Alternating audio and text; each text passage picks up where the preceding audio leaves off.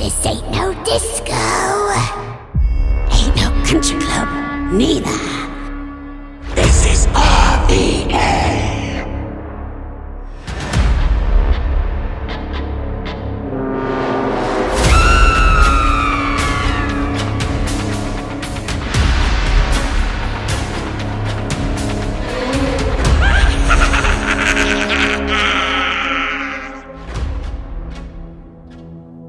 Welcome back, everybody, to another spooky episode of Oh La La in the Dungeon, Season 2, Episode 26. And we have the coolest guest so far on the show today, you guys. I'm so excited to introduce him. But anyway, let's talk about what we're going to be talking about. Yes. Well, we're kicking it off with some weird Lisa Marie stuff. Don't know if anyone heard about that. Then we'll have, of course, our interview. And then Big Daddy will be dropping it on us. And what are you dropping on us tonight? On today's episode of Drop It On Us Big Daddy, we are going to be talking about the latest jury duty scam and the second installment of the Richmond True Crime series, which is about the Briley Brothers murder spree. Ooh, I've heard about them. That's scary. We have some upcoming events per the usual. And the business and the band of the week are the band we are interviewing today. So we'll talk about that later. And shout outs, and then we'll see you next time. So let's get into it. Let's introduce our guest. Yes. On today's episode, we have the absolute pleasure of sitting down with Mike Derks, aka Balsac the Jaws o' Death, rhythm guitarist and backup vocalist from RVA's most famous metal band, GWAR.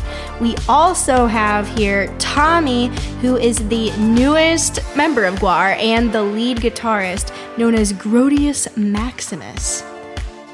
I saw them for the first time last year at the National, and I had the best time. It was the most fun I've ever had at a concert, and I got soaked with blood, bile, and semen. I also loved their opener, Ex-Cops, who Mike also is a member of. But anywho, Mike has been with the band since 1988, making him the longest-serving member of the band. On stage, he appears as a humanoid creature with a face resembling a bear trap, usually portrayed wielding an enormous battle axe. Derks has been featured on several GWAR songs as a vocalist, as well as writing and producing a large number of GWAR's catalog. According to Wikipedia, Balsac speaks in a pretentious British accent, so we have that in common with him. Let us welcome Balsac and Grodius Maximus. Yeah, I've been playing the same character for like over 40 years, and I haven't really decided on a voice for him. So every appearance I do in every film or interview, I kind of make up a different accent. So I think they just pick the one. But sometimes Balsac's from Brooklyn, sometimes he's British, sometimes it's just, there is no set voice for Balsac. But you guys got the worst GWAR member too. Because I wear a big metal trap on my head because I don't like to talk, and that hides me. So I dragged along with me the newest member of GWAR. Yay! This is Tommy Meehan, who plays Grodius Maximus, the newest lead guitarist for GWAR. What's up? How's it going? Awesome! Yes. Oh my god. So you were with GWAR when I saw you. Yeah, my other band, Cancer Christ, was opening at the National in October of 2023. That's right, yeah. That's cool. Nice. Oh, but you weren't playing, though. You were just opening for us then. Yeah, I was you were. opening. Okay. I wasn't in GWAR, but that's how we kind of come together. Came to fruition. Yeah. That's awesome. Nice. So how long have you been with GWAR? Well, the beginning of the year, so January, but we've done so much stuff already. It's like we're constantly, busy and working on stuff. So it feels like longer already, but yeah, about a year. That's cool. And we really appreciate you coming on because we know you're literally about to go on tour busy. like in a couple of days. So really appreciate This it. is the crazy time for us, the 2 weeks before tour. And to pilot on, we stupidly decided to record an EP at the same time and to do a convention appearance. And Oh, wow. so, and to come up with an entirely new show after we just got off tour like 2 weeks ago.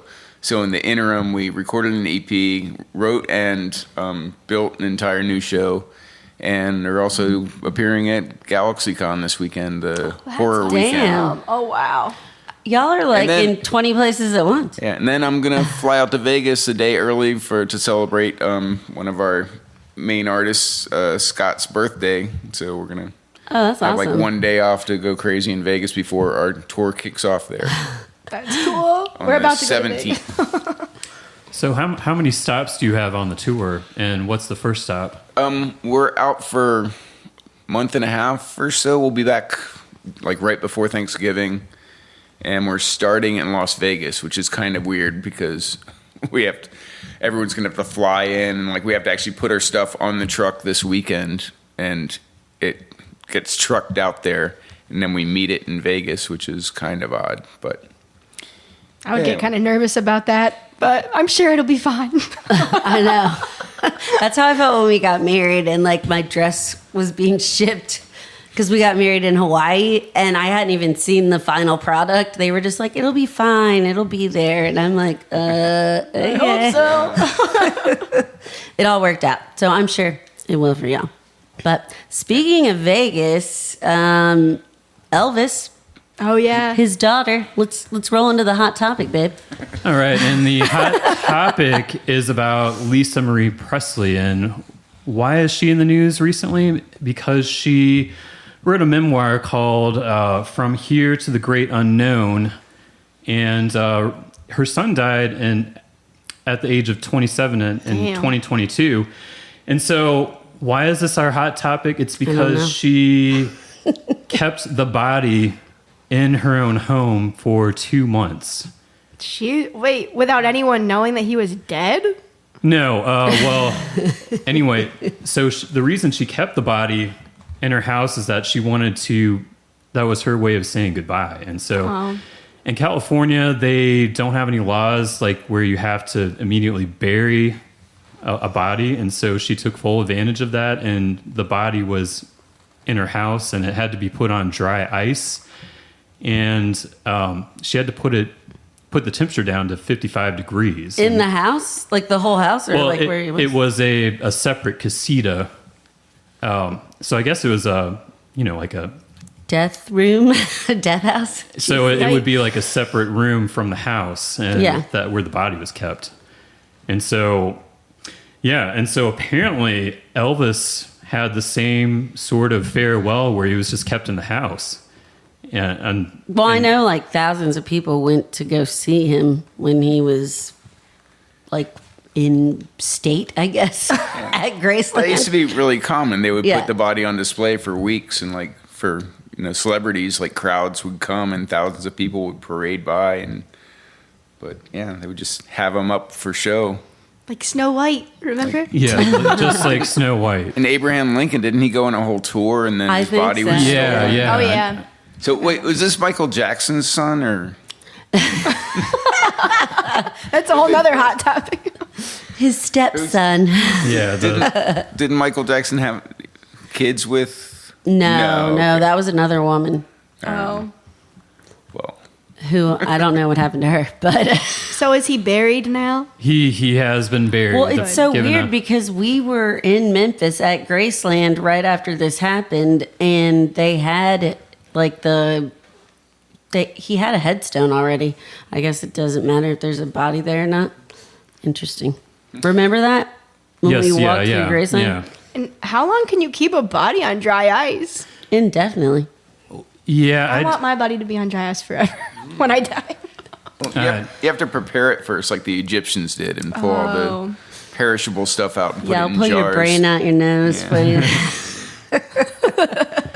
Also, I'll probably be dead before you, so I'm sorry. Never I can't help say it never. So what are your opinions on that? Like, how do you feel? It's kind of creepy. Yeah. I mean, it's kind of weird, but I'm like, whatever floats your boat. I don't care. I don't think I could do it. I think I would just be traumatized by I seeing don't a dead like, body every day. I know. Yeah. Well, in my family, on one side, like my grandma, my mom's mom, I remember my Aunt Evelyn like taking pictures of people because a lot of the people on that side of the family had open caskets, and I remember like kind of like gearing up to touch one of my uncles, like my great uncle, because I'm like, everyone else is doing it. Oh, Jesus. All right. So I was like, all right, bye. But Yeah, so going back. I'm like pro cremation. Let's just not see that. I don't know. So going back, like it was traditional just to display a body for about a week, and they didn't have dry ice. They just did it it could have been the summertime or I don't know. But Stinky. Yeah. But if it helps you grieve. Anyway, moving on to Sir Balsac. Are you from Richmond? If not, what brought you here? I grew up in Williamsburg, Virginia, so nearby. I am a Virginia boy, born and raised.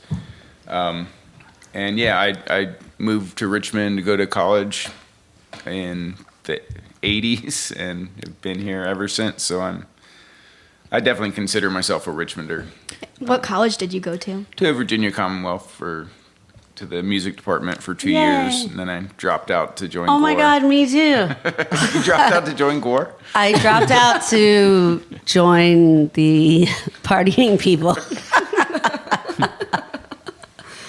Okay, so can you tell us like the story of GWAR? Like the origin Yeah, story. like how did it form?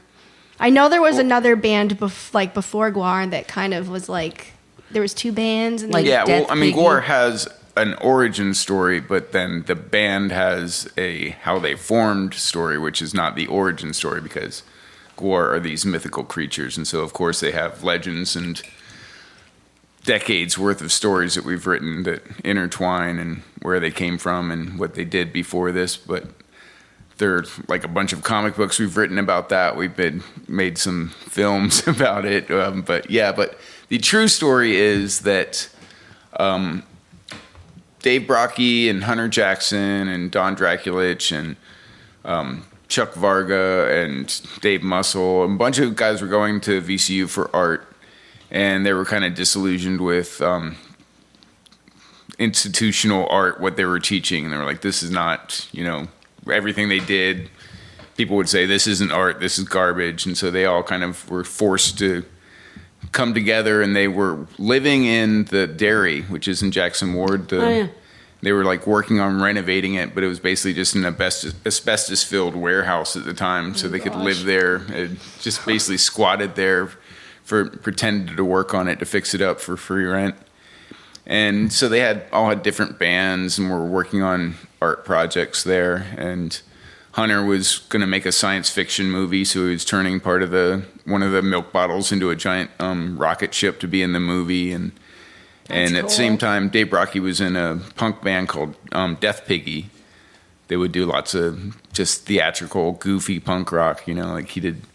One of the famous shows was they took a piñata and hung it out over the crowd and gave the audience like sticks, which is a great idea. They had a punk show to give the audience bats to swing at something. But they smashed it open and like all this candy and change come out, but it was like a third little candies and a third quarters, and then the rest of it was all cat shit that he'd collected from the litter box. no way. So everyone just dives into it and starts grabbing. Wow. But yeah, so that kind of like theatrics he thought were fun, and he convinced Hunter to let him borrow some of these like space monster costumes that he was working on, and he was like, "Yeah, we'll start a band and open up for ourselves, and we'll call it GWAR."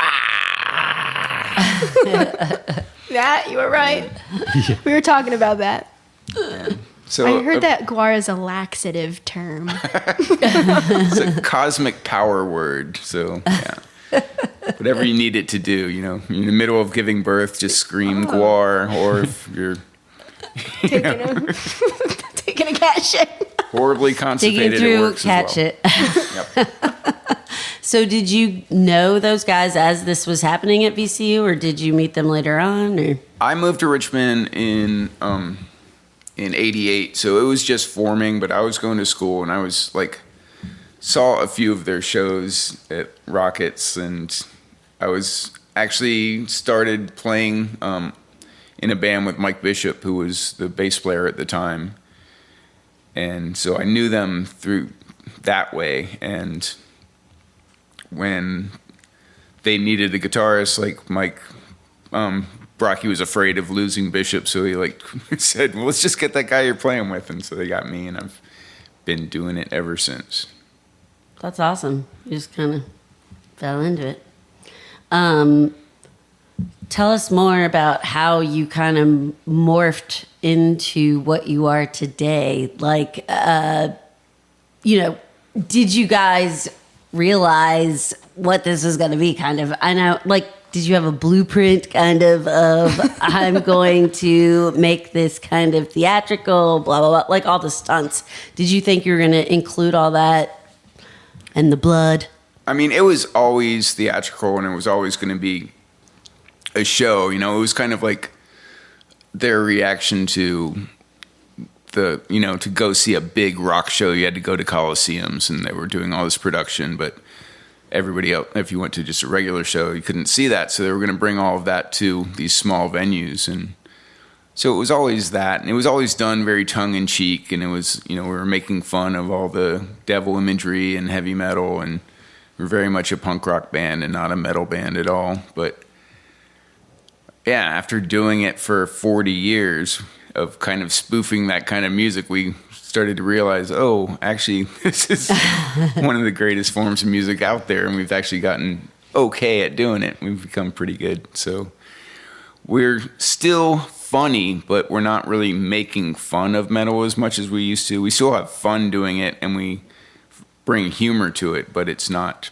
poking fun at the other guy, because we are the other guy now. So we've always been making fun of ourselves, but now we are what we made fun of in the beginning. It's very meta. Now you make fun of politics. You had Trump and Biden up there. I think you beheaded Biden on the stage at one point. Yeah. We've killed every president since we've been a band, which is 40 years. So that's a lot of presidents we've killed. And actually, we're about to go out, and we're going to be out during the election. So that's definitely going to be fun. Paying a part. Wow. Finding its way into the new show that we're doing. It's just when everyone's really, really sick of politics, we're going to shove it even farther down their throats. Will you tell us more about your new show? Like, what's the new tour going to be like, and how is it different from the one last year? Well, we go up there and we try to start the show, and it gets interrupted because they have to have the final debate of the year, and Trump and the vice president come on and have a debate, and they get into a fight, and we kill them both, of course. And so we're the only ones left to be the president of the United States, and we hate the job. So we fire up a time machine and start bringing back some of the other presidents from history, and of course we kill each one that we bring back. And till finally, well, I don't want to give away the big surprise ending, but it builds to bringing back the originators, but a big heavy at the end is going to come out, and that's cool. I'm excited. I'm excited. We're going to go. We're going to the National again. Yeah. I wouldn't miss it now. I know. Well, tell us more about your origins as like a musician. Did you always play growing up? Like, did you teach yourself, or?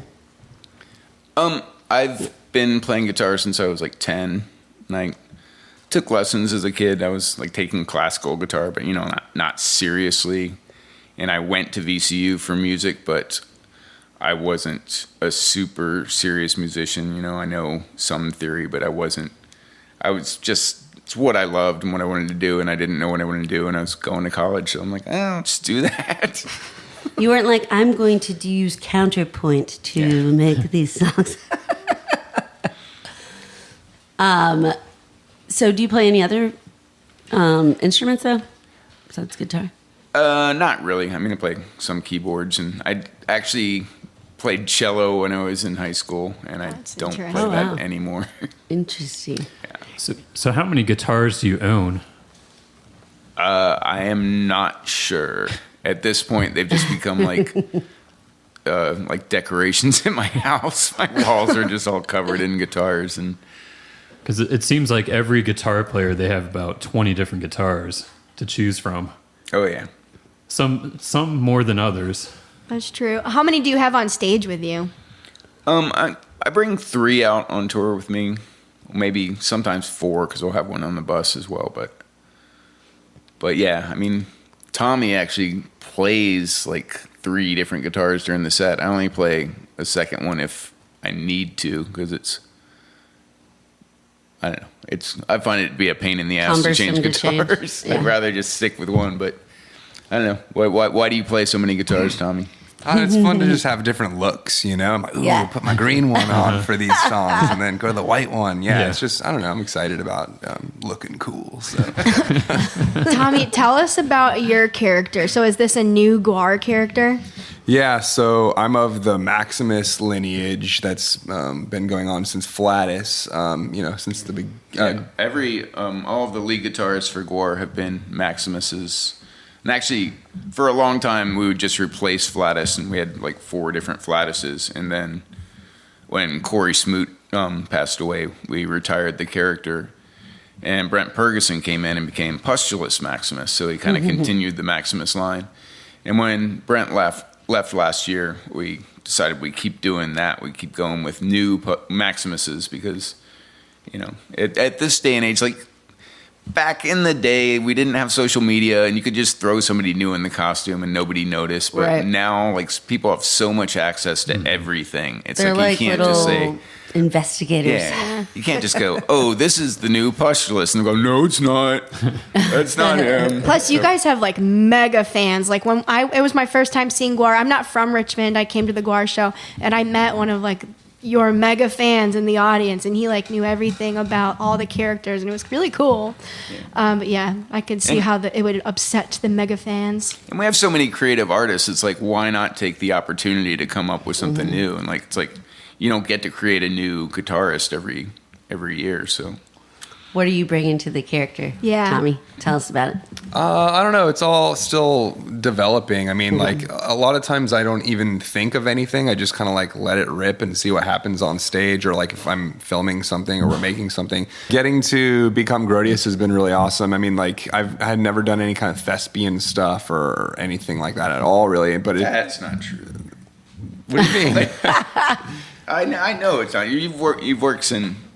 Tommy is from Los Angeles, and he's worked in television and in entertainment. I can't give you the list of his credits, but I know he's done at least some voice acting. He was born a thespian. Yeah, a little bit, but a lot of like post stuff and a lot of like technical stuff, like editing. Yeah, I worked at Cartoon Network and things like that's that. Cool. Yeah. That's so cool. Yeah, all kinds of stuff in LA, but in a very technical way, and like writing stuff behind the scenes and things like that. But not so much like being on stage and like using my voice and body acting. Yeah, so this has been a very cool experience getting to embrace that, and so I'm always excited to like see where it goes. And then bouncing off of these guys and like knowing their characters from studying for so many years, because I was a huge GWAR fan since I was a teenager. So yeah, it's like a dream come true, weird, surreal thing every time that I'm doing it. Not to geek out too much, but like I love GWAR, and Derks was saying that like I probably know more about GWAR than he does, and often I kind of will sometimes know some things. That's so cool. Yeah, I didn't know that. Yeah, that's so cool. Like your like childhood dream kind of came true. You manifested that shit. Yeah, that's crazy. Pretty much. I mean, I don't know. I mean, everything worked out right timing wise, and then these guys are so cool and sweet, and like bringing me in. Like, yeah, it was that tour in 2023 where I just happened to be on tour with them. They needed a guitar player, and I was like, oh, well, they'll find some ripping guitar player. And then, my name started getting tossed around. But anyways, yeah, it's been really cool and fun, the Grodius character. We're excited to see it in person. I know, I can't wait. It's so weird. I grew up, so I went to Tucker. I lived here, and literally all through the school, every desk had GWAR, like, freaking carved into the desk growing up. Like, so this is like, we're not worthy. We're not worthy. Seriously so cool. What was I going to say? Can you describe your costume? Mine? Yours, because I've seen Balsac. Yeah. Everyone knows what I look like. Yeah, so the Grodius costume, so I remember Matt McGuire, one of the main artists, he's been in the band for close to 40 years also, going on that. Yeah. He would call me, I was out in LA and he's like, okay, so we're working on your costume. Like, what do you think of this? And we would just kind of send sketches and stuff back and forth. And it's been very collaborative and fun in that way. And Matt's amazing. And, so yeah, the costume, I mean, it's very Maximus clan, esque. Yeah. Exactly. So it's very much, it's from that lineage and you can tell, and there are elements of Flatus and Pustulus in there, like physical elements, from molds and things like that, to not get too into the technicals, but and a big FU to the art, not right now, yeah, but I mean, they didn't like your art, and now look at you guys. Hell yeah. But we still love you, see you. So I've always wondered, how hard is it to play guitar with the Balsac headpiece on? I don't know. I think it's probably kind of helped form the way I play, because I don't really look at my guitar very much. You kind of have to. But yeah, I mean, it's hard. It's heavy. It's cumbersome. You can't see anything. And also you feel like you're separated from the world. It's like, you're not really present. It's hard to connect with the audience in a way too. Like dissociative kind of, like in a way. But I feel like you might like that because you're more on the introverted side, like you said. It's true. And now we use in-ear monitors, so it's almost like having a weird, instead of a sensory deprivation helmet, it's like a sensory overload helmet that you're just putting you into this separate world with. It's really loud and dark, and you can't see anything. You should put a light in there. Where is your favorite place to play? Like worldwide, or I mean, I love playing everywhere, but something about playing overseas in Europe I really enjoy, just because it feels slightly different. There's some really great festivals in Europe. Like, we played one in Hungary, which is the Zyget Festival, which is right on this island in the middle of Budapest, and it's just huge and amazing. They just do festivals on a whole different level in Europe. And I mean, they're great ones here too. We just played Riot Fest and Not Fest, and nice. But it's just really cool. Yeah, it's just fun to be in Europe, especially Amsterdam and Prague. I think are probably two of my favorite. Yeah, cities. we love Amsterdam and Prague. We went to Prague pretty recently. Last year. That was our new favorite country we went to. So do y'all all live in Richmond now? I don't know if you're allowed to answer that. No, we're spread out. It's weird. It's very difficult and different being in a band nowadays, because our singer's in Sarasota, Tommy is in LA, our bass player's outside of St. Louis. One of the artists is in San Francisco. So I guess it's me and Brad, the drummer, and then three of the artists. But we have our slave pit, our compound where we build everything, and we have our rehearsal spaces there. And so we're still based in Richmond, but we're scattered to the winds. Damn. So how do you guys practice? How often do you practice? We'll usually do this 2 weeks leading up to practice. We brought Tommy in to write and record and also practice. We've only had 4 rehearsals for this brand new tour we're doing. So yeah, we kind of have to make sure you know your stuff by the time we get together. So, because we don't have a whole lot of time as a unit to do it. Yeah. Do you guys ever practice over? I know Zoom sucks to practice on, but that kind of shit. Have you done that?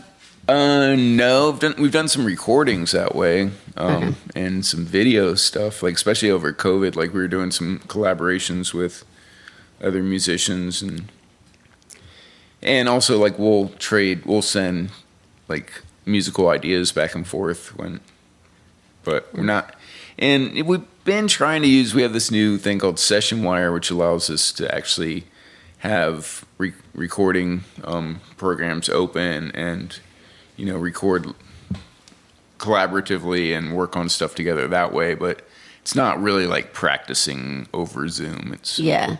Did you guys just fall into getting involved with videography because of your art backgrounds and stuff, and also video games? I know you guys have done some stuff with video games too. I mean, since GWAR has always been so visual, and they were coming out of art school and stuff, that, you know, Hunter and Don Draculich, who were two of the very early members, were all both very into film. And so we had a couple of big projects back in the early days that we tried to do, where we actually doing a 35 millimeter film for a long form video, because, you know, we got the budget for one music video, and we said, oh, we can make a movie on that much money, which, you know, it was like $20,000 or something. But when you're in 19 years old, that's like $1 billion. So plus 1989, that would go a lot far. That's a lot of money. Yeah. So we threw ourselves into movie making, and you know, taught ourselves all the wrong things and learned how to do it completely wrong, and made some weird films. But yeah, we just sort of jumped in and figured we'd teach ourselves.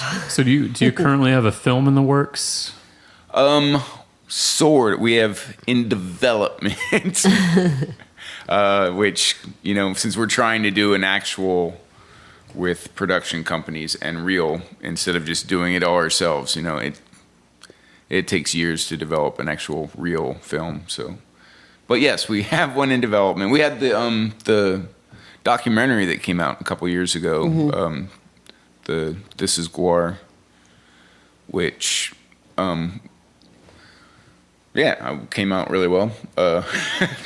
But Where can people watch that? I was going to say, do you know if that's streaming or is it like on YouTube? it is streaming it was on Shudder exclusively, but I think it's now on Amazon Prime and other services, and yeah, I think That's you can cool. rent it on Amazon. And We'll link that We should up. have a yeah. night and watch Oh that yeah. here. But Tommy, you're not in that film or whatever, No. the documentary. Well, there's a cartoon that we had done, my buddy Mike Chillian and I, back 12 yeyears ago, a GWAR cartoon called Animated Tales of GWAR. Oh, cool. And that makes an appearance for a split second in the documentary. So, yeah, just barely. technically, he's in it. You're in there. Oh yeah. Oh, yeah. You're in it. But yeah, the documentary is really great, and I feel like they could have made it like 10 times longer and still wouldn't have had enough time to tell all of the GWAR tales. There's so much stuff. Tell us about GWAR Bar, our restaurant of the week, people. Yes. All right. Check it out.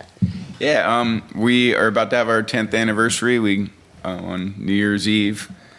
But yeah, I mean, I grew up. My sister is a chef, and so ever since I was a little kid, I've been working in restaurants. Like since I was 13 years old on the Outer Banks, I would spend my summers working in a kitchen, like washing dishes, and then being a steam chef. And at 14, it's like, but that's all I've ever really done. And so when we started the band, that's the job I would have when I was off the road, because that's the kind of work you can get. You can always like go into a kitchen and say, I need to take off for 2 months. And they're like, all right, go ahead. Right. And so, but me and Dave had always talked about how it would be so cool to open a bar someday. And we finally figured out a way to do it. We partnered up with a couple people that actually knew what they were doing and found the building in Jackson Ward and had it all ready to go. And unfortunately, Dave passed like a few months before we opened. Oh, wow. But now we've been here for 10 years and kind of a Richmond institution, and it's like a little GWAR museum. It's so We've got- fun. We love it there. Oh my the God. food is great there. It's the best drunk food in the world. It really is. God. I love the chicken McDuggets, the are demoned good. eggs, the white trash garbage fries, and the scum dogs. And I everything ate there. everything you just listed Yeah. last time I was there. Yes, you did. Oh, God, remember last time? What's your favorite thing on the menu? I don't know. The Ducats are cool. Like, I think making our own, it's, a chicken McNuggets is such a, ubiquitous throwaway thing. Yeah. But like, we're making it with duck confit and and It's like actually the taking fancy care version. to do it. It's really good too. Yeah, it is. That God. was the original idea of the restaurant was really to do like we called it intergalactic junk food, and we were going to just do like our takes on fast food, but kind of done in a really way that takes care. It's kind of not quite as experimental as it was when we first opened. Like we were doing stuff like buffalo frog legs instead of chicken wings and things like actual that. frog legs. Yeah. I love frog leg. Yeah, but I'm hungry. But yeah, That sounds it's good. still really. I mean, it is. Yeah, it's bar food. We're a dive bar that you can still have good food at. And did your hours change? Because I remember you having brunch. We did do brunch for a long time. Well, not a long time, but yeah, we were doing Sunday brunches, and we stopped. I think it wasn't exactly because of COVID, but we just didn't restart doing them after COVID was over. That makes sense, yeah. And then you guys had GWAR-B-Q. There's like a festival and Yeah, we have the GWAR-B-Q festival that we were doing at Haddad's Lake that we did I guess 6 or 7 years in a row, and we'd grown it to be pretty big, and we were getting some really good acts there, and we're it was drawing about like 5,000 or 6,000 people to Richmond out to Haddad's Lake, and it was a lot of fun, but it was so much work, and we were just spending half the year organizing this thing and then ending up just paying other bands bigger than us to come play it and killing ourselves over it. But we're trying to bring it back. We've been talking to a lot of people about possible ways of bringing it back, so it's possible for next year, but probably more like in a year or two. Okay. that's so exciting because Yeah. you guys stopped I think right when I got to Richmond and I was like, damn it, because I was gonna go and then I heard you weren't doing it anymore. Yeah, That they sounds were like a they were blast. pretty legendary. So, is your sister involved in the restaurant, or? She is not. She she taught me so much about what I know about food. So, in spirit, she's involved, but she's in she went into semi-retirement and moved down to the Outer Banks, but now she got roped into managing a restaurant down there. So she's, no. of course, like restaurant people can't stop ever working. So. Yep, that's true. Gosh. So how often do you go to the restaurant? Are you there a lot or Yeah, I mean, when I'm in town, I bartend at least one night a week and usually twice a week, and I'll be in there managing. And that's freaking cool. Nice. Segueing back to the band, when are you guys playing here next? So everyone listening can get tickets. Well, we're going out on the Stoned Age tour starting on the 17th in Vegas, and it will come through Richmond November 9th, I believe, at the National. Sweet. Let me And check everyone my can go on facts. the AXS app to buy those. Yep, November 9th at 7 p.m. at the National. So Everyone mark your calendars. yeah, probably And sell that out will be on with those days. Squid Pisser. You want to? I have another band called Squid Pisser. We're going to be opening damn. up. Yeah, You have all the bands. I try to do a lot of stuff. I mean, I love it. How'd you come up with that name? oh boy. I mean, it goes way, way back. Is it like a throwback to Squidbillies? It was before Squid Billies. okay. Yeah. Just squids are cool and piss is cool and so obvious combo. Duh. Yeah, I don't know. I think I've always done a lot of different things, like kind of watching the GWAR guys. Like I said, I had been studying and kind of like in the school of GWAR. Those guys always had side projects and, the bar, the GWAR-B-Q, everything you're just talking about. Yeah. It's like, and you just mentioned like restaurant people can't stop working.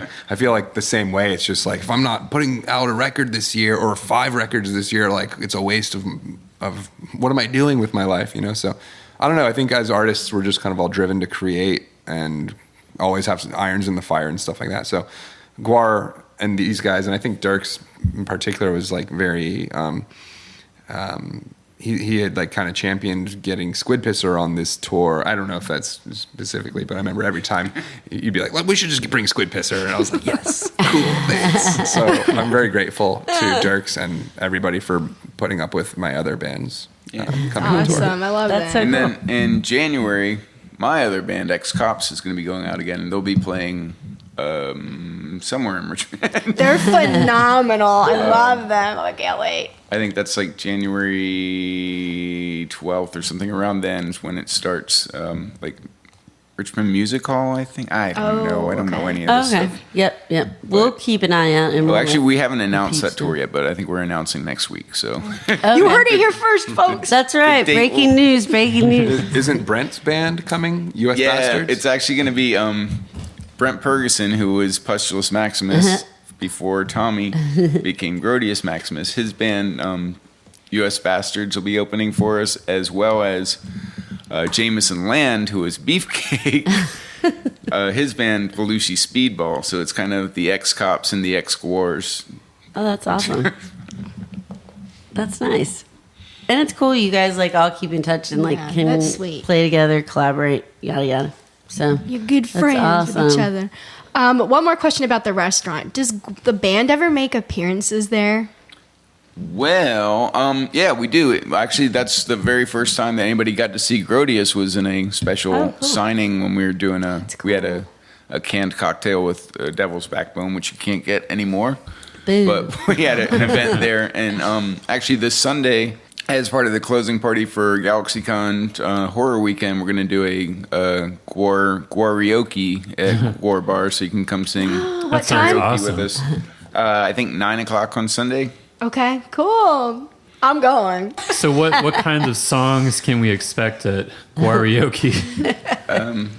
I usually my go-tos are like Cher and Fiona Apple, so Yeah, I've done a little criminal before. What about some like Tay-Tay? No, I'm just kidding. I heard that Guar's a fan of Taylor. yeah, I she was read just that. on tour with us last tour. Oh, really? Really? Yeah. Nice. She's everywhere. Yeah, she had a forced abortion, and Okay. I was gonna say, did you execute her? Yeah, I was like, are we doing this with a straight That's face? hilarious. Now I'm a little... She got in a family way, and we were trying to figure out who the father was. And it turns out it may have been one of us, but it was for sure Balsac. Maury only thing that we're wasn't there, positive right? of, it wasn't the name. It wasn't Kelsey's, and so yeah, that's why she hasn't been at the games for the past Yep, couple I was weeks. wondering why. She's been a little busy. That's too funny. All right. Well, all right. Thank you guys for coming on. Thanks so much for having us, and I guess Tommy's he was forced upon you. We couldn't say no. gladly No, accepted so him. cool. Thanks for having me. Slide It's me fine. in. I'm just gonna have to go to the back room, have an abortion. No, I'm just kidding. We could help with that. I'm so cool. It's so cool that we got to meet the new lead guitarist I of know, GWAR, the Grodius Maximus. Thank you guys so much for having us. I mean, it's been Absolutely. really I cool. You know. guys We so are cool. honored. All right. Well, we'll see you at the National next month on November 9th Is it time? for you to Drop the it on cat us. turds on us, Big Daddy. Yeah, those cat toys. All right, guys, I have a very special topic. It's the Richmond True Crime installation part 2. And it's going to be about the Briley Brothers murder spree. But first, another crime-related incident. Oh, and this shit. has to do with a jury duty scam that's going around. Oh my God! This ruined an hour of our vacation, and I want to sue whoever did this. And so why am I talking about jury duty? And it's because when we were in Scotland, I received a phone call from 2 people who were impersonating the Richmond police. And they said that Which is a felony. They had 2 arrest warrants and that going to jail for 30 to 60 days. You had been summoned for jury duty like in July, which I didn't hear that part at first, but I wish I had because I've been summoned for jury duty multiple times. Luckily, I got my therapist to write a note saying I'm cray-cray, and I've gotten out of it for the rest of my life, I believe. Knock on wood. I've only been summoned once, and I was living in Virginia, and they needed me for New York. And I'm like, I moved, so of course my That's what lunch happened to me. I lived in South Carolina, but I was still a Virginia resident. So anyway, the scammers told me that the summons was sent to this address and that somebody had signed for it. And I'm like, no, I never received And you anything. never signed for a summons. And they said since somebody signed for it, and I denied everything. They said that I would have to come into the police station, I would have to sign some documentation, and they would do a handwriting analysis. I swear these people were high. They were like, what can we say to this fool?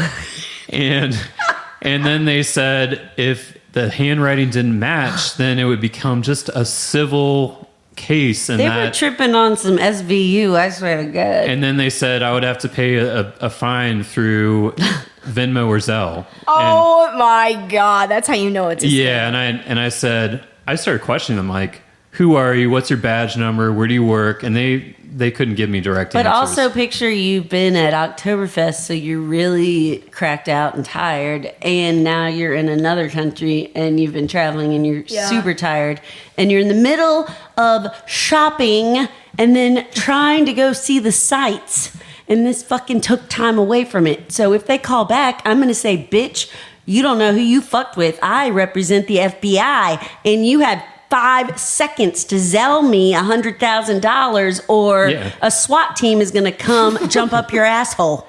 And so they like, send them. And so they said they were going to call me back in 1 hour and that they were going to send me a digital warrant. And so they called back and they never sent me the digital warrant. And I'm like, crazy. Did you give them your email? No, I didn't. They said they were going to text it to me or something. Yikes. But I just ignored it, and I made it out of the country, so I knew it was fake. So, guys... And he is not in a jail cell right now. Not yet. Interpol wasn't there at the airport because you misjoined. Yeah, I wasn't arrested. I made it out of the country. So anyway, moving on, I'm going to continue with the Richmond True Crime series Part 2, and this is about the Briley Brothers murder spree. And so this involves 3 brothers, Linwood Earl, James Darrell, and Anthony Briley. And they grew up in the Highland Park neighborhood located in North Richmond in the 1950s and 60s. They were regarded by neighbors as younger people who would help them repair cars and mow lawns. So, they were just friendly neighborhood. Boys. And to boys. I love boys. And so growing up... This is another interesting fact. The brothers collected exotic pets such as tarantulas, piranhas, and boa constrictors. That should have been a sign. Yeah, that's definitely a red flag. And so the brothers apparently respected the father the most, and however, he kept his bedroom door padlocked at night from the inside. And I think he had reasons for doing that. Because they would cray. And so moving on to the first murder. This was in 1971. The first killing was committed by Linwood at the age of 16. While alone at home, Linwood fatally shot a 57-year-old neighbor with a rifle from his bedroom window as she was hanging out some laundry by the clothesline. Oh my God. A detective determined that Linwood was responsible for the crime. Linwood admitted to the crime by saying, "I heard she had heart problems. She would have died soon anyway." Jesus. After his lawyer convinced the judge that the shooting had been an accident, Linwood was sent to reform school to serve a 1-year sentence for the killing. Wow. So, how was that an accident if he said that? Yeah, and so I couldn't believe it. Just 1 year for killing a neighbor. Well, she was going to die anyway. It wasn't an accident then. Everybody's going to die. But so, in 1979, moving forward, this is when the killing spree starts. So the 3 Briley brothers and an accomplice, Duncan Eric Meekins, began a 7-month series of random killings that terrified the city and surrounding region. Their first attack occurred on March 12th, 1979, when Linwood knocked on the door of Henrico couple William and Virginia Butcher. Claiming that he had car trouble and needed to use their telephone, Linwood eventually forced his way into their home. The brothers tied up the couple, robbed the house, and set the house on fire. But the couple escaped before the house was engulfed in flames. And so that was their first attempt. And then the brothers eventually killed and robbed 11 people during the spree, which included a vending machine serviceman, 76-year-old babysitter, a DJ at a Southside nightclub, and a 62-year-old nurse. Most of the victims were selected randomly. They would follow the victims back to their house and forced entry. The victim was then murdered, robbed, and sexually assaulted. Man or woman? No, just the ladies. Okay. And so nice for them. Other victims Good for the men. were just in the wrong place and the wrong time. They used a variety of weapons, including a rifle, cinder block, baseball bat, knives, scissors, a fork, and a pistol. So they were creative. And the final murders included the family of Harvey Wilkerson, who was a longtime friend of the brothers.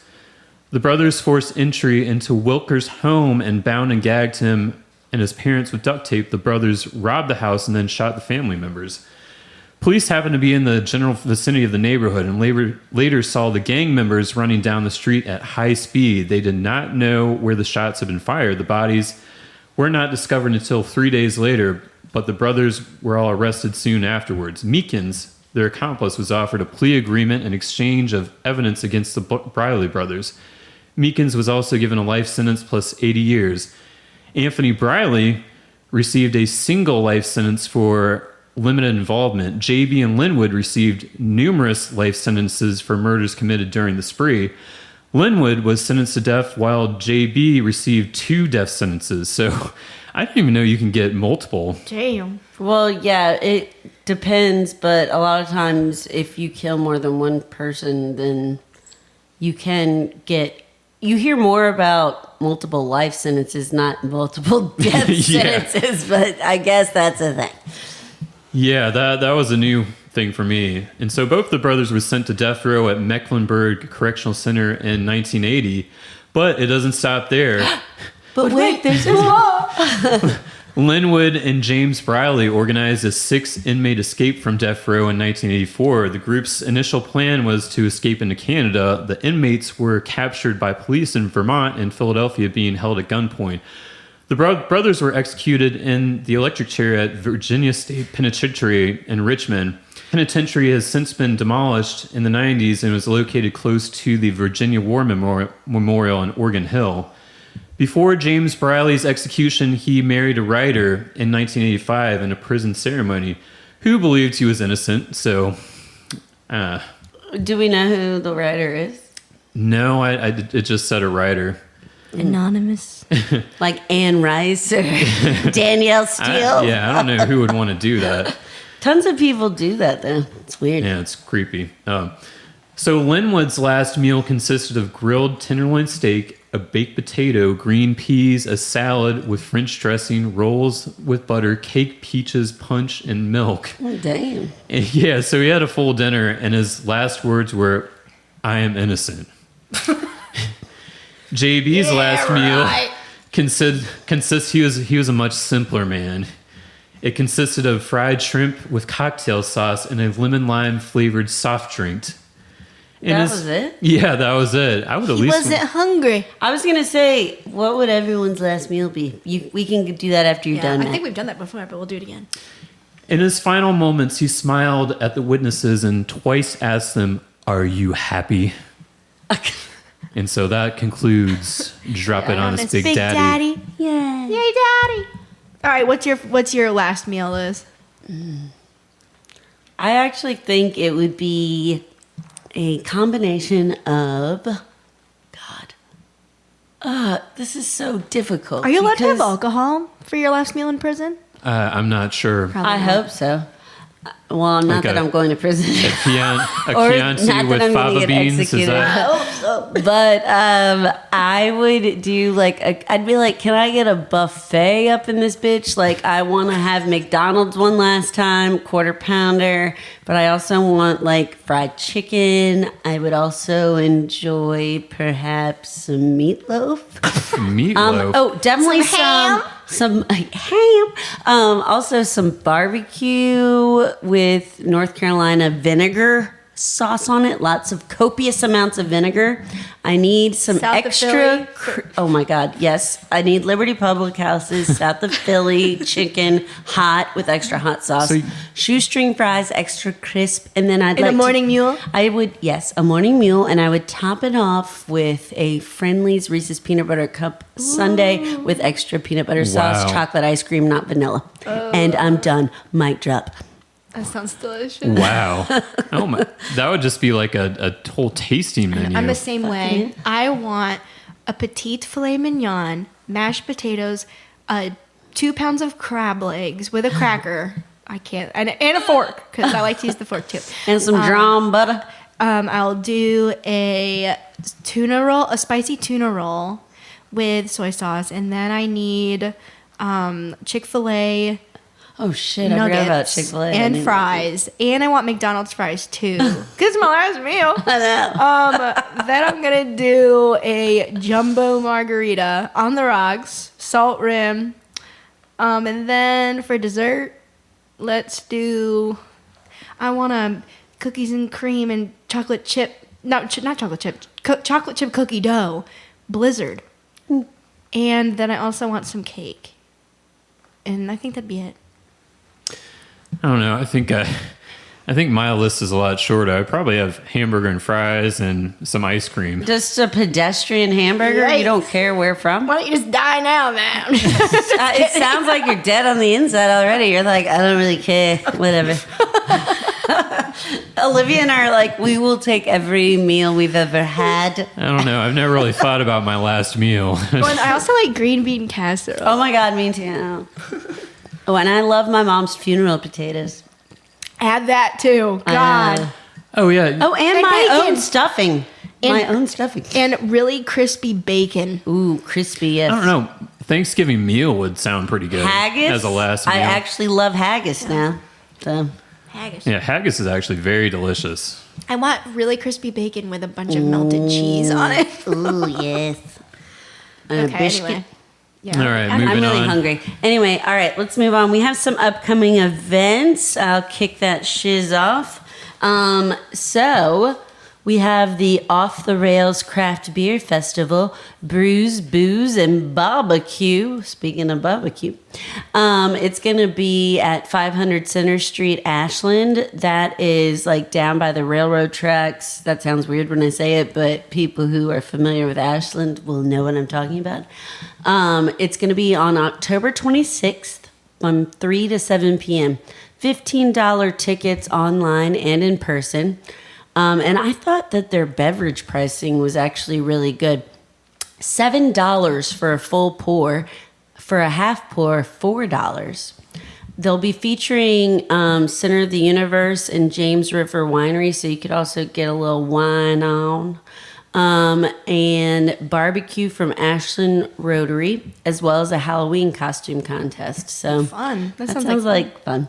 And then this is just something different I saw that I think will be fun to check out. There's going to be a roller derby tournament. Ooh, that sounds like fun. Yes. And it's going to be happening from Friday, October 25th to the 27th at the Greater Richmond Convention Center. You can visit River City Roller Derby, their website, and they have a breakdown of like all the times. It's too much to go into because it's 3 days worth of events. But it's 8 teams who will battle it out over those 3 days. There will be raffle prizes and local vendors. You can go to Eventbrite to get the tickets. A single day is $15, 2 day $25, and 3 day $35. But if you want to bring the little ones, you can actually give them a whole weekend for $10. That's 2 to 10 years of age. I guess they're saying if your child's under 2, they're either in for free or maybe don't take them to a drinking festival. Don't take them. I mean, no a roller one derby. likes Sorry. it. Yep. Anyway, all right. Liv, you got something for us? Yes. So like we said a bunch of times, GWAR is playing at the National on November 9th at 7 Yay. p.m. So definitely check that out. It's really fun if you've never seen them. God, I never want to not miss it. It's the funniest thing ever. It's a blast. And then check out some... Wait, what were we going to say? I was going to say, don't wear white. Yeah, no, everyone wears white. Oh, they do? Yeah, that's the thing. So, do people wear like ponchos or? No, everyone wears like a white T-shirt. Oh, okay. Yeah, and you just I'm get taking one of splattered. yours, babe. Yeah, so wear white.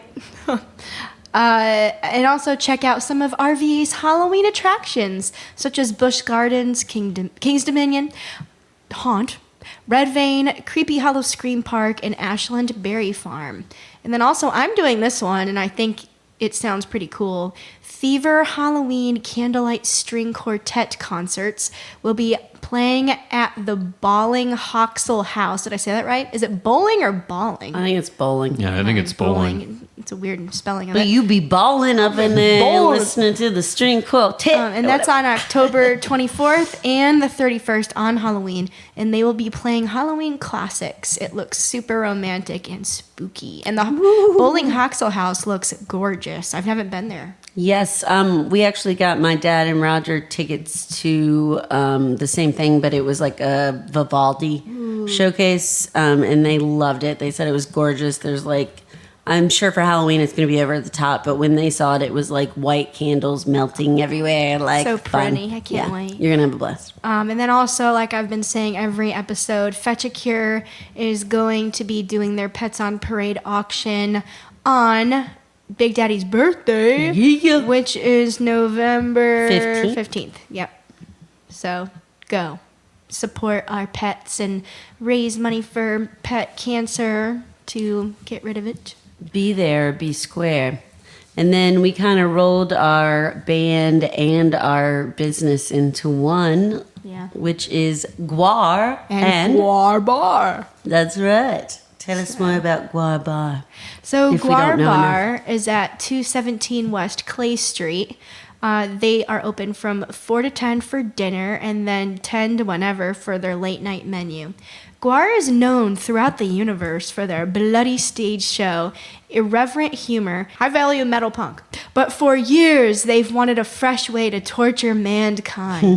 They serve the service industry. In 2015, GWAR joined forces with Travis Coxton, restaurateur of the year of 2014, to create a menu and cocktail program unlike any other. Mike Derks, who we just had on, better known as Balsac, the Jaws of Death, brought his 30-plus years of restaurant experience to the table, and together, the team put together a bar and restaurant like no other, and it's very true. GWAR Bar has continued to be a fantasy land of food and beverage, catering to everyone from local punk metal freaks, rock stars, businessmen, celebrity chefs, and starving artists. And starving oh-la-las. I was going to say, the Oh La La cast Yeah. is there. The bar has retained its status and late-night hub, a neighborhood watering hole, and a place for like-minded adventurers to crush beers and enjoy culinary feats. So like I said, they have the best drunk/hangover food, and I really recommend the chicken McDuggets, the demoned eggs, the white trash garbage fries, and the scum dogs. But everything there is amazing, and it's loaded with bacon and cheese. So if Yes. they actually do have vegan options, so you can go if you're a vegan. So you can go. Yeah, they make the McNuggets or whatever. McDuggets. McDuggets. But they make sorry. with cauliflower but they make, too. Yeah, cauliflower. They're good. I was going to say. We Yep. had them. Remember, I know. we mistakenly got them, but we liked them. I don't remember, but yes, I was there. I was pissed. So that about wraps it up. We got some shout outs. Shout out to, first of all, GWAR. Yes. They have since left the building. Shout out to GWAR. Shout out to the National. Shout out to Fever Halloween Candlelight String Quartet. Shout out Fetch a Cure, Busch Gardens, King's Dominion Haunt, Red Vein, Creepy Hollow Scream Park, Ashland Berry Farm. Shout out to Tommy's other band. Shout out X-Cops. And shout out, there was another one, Main Street Station. Shout out to Center of the Universe, James River Cellars, Richmond City Roller Derby, also Elvis. Shout out to you, to Lisa Marie, R.I.P. The Briley Brothers. Graceland, Vegas, baby. We're going next year. And I just want to throw it out to my crew. We took a little hiatus and we released an episode at a weird time because Big Daddy and I just got back from Oktoberfest in Scotland, had a blast. So I want to shout it out to our Oktoberfest crew. Love you, peeps. Prost! All right, and so on a more serious note, Oh, Jesus. so I want to talk about the recent events, Hurricane Helen and Milton, and this one hits close to home because my mom lives in Asheville, and Asheville was completely devastated. Oh my goodness. And your sister. And my sister lives outside of Orlando, and so Jesus. shout out to all the rescue efforts, and hopefully things are improving. The American Red Cross, FEMA. Dolly Parton. Yeah, so as always, you can help by donating to the American Red Cross, and every little bit helps. And next shout out is the British Embassy Fish and Chips. Ooh, I want to go try this. Which recently opened at the intersection of 12th and Main Street in downtown. The restaurant specializes in authentic fish and chips, sticky toffee pudding, bangers and mash, and Scotch eggs, which they were non-existent in Scotland. I actually saw a couple, but the rest of the menus didn't look good, so I didn't bring it up. It was a rare thing to see in Scotland. I think it's more of a novelty. We probably made it happen. But anyway. All right. Well, that about wraps it up. We've got some wild things coming this way to the next episode. We're excited. And you guys, please be sure to follow us at olala_RVA on Instagram and comment on our stuff. Let us know what we're doing right. Let us know what we're doing wrong. And if you want to be on the podcast, just send us a DM. And I'd really like it if people said, like, if they think we should change up segments or what their favorite segment is, yada yada. Exactly. Like, what's your favorite thing? What do you want us to drop? Your opinion Or matters. be perfect in every way. I mean, you could think that, potentially. I think that people think that. All right, well, we love you, RVA. Ooh, have a spooky rest of your week. Happy Halloween! We'll see you on the flip side at Hollywood Cemetery. All right, goodbye, guys.